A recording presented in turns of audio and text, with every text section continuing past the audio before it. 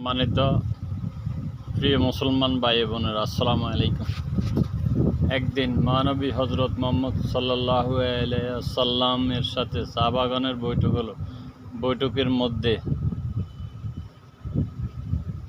হজরত আবু বকর সিদ্দিক রাদিয়াল্লাহু তাআলা আনহু নবীজিকে প্রশ্ন করলেন, ইয়া রাসূলুল্লাহ, আমরা যে নামাজ পড়ি তা কিভাবে বুঝবো যে কবুল হবে?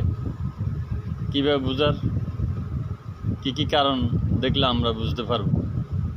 তখন প্রিয় নবীজি হজরত মুহাম্মদ সাল্লাল্লাহু আলাইহি সাল্লাম বলেছেন, তাহলে তোমরা গভীর মনোযোগ দিয়ে শোনো।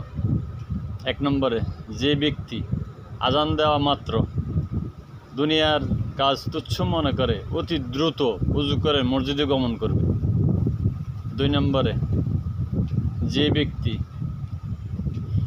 এক উক্ত নামাজ শেষ করার পর আরেক অন্য উক্ত নামাজের আজান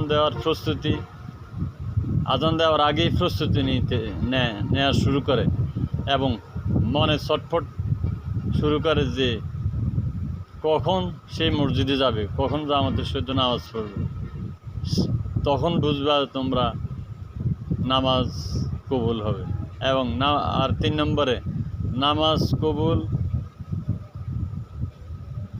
হলে কীভাবে বুঝবে? এখন বলছি।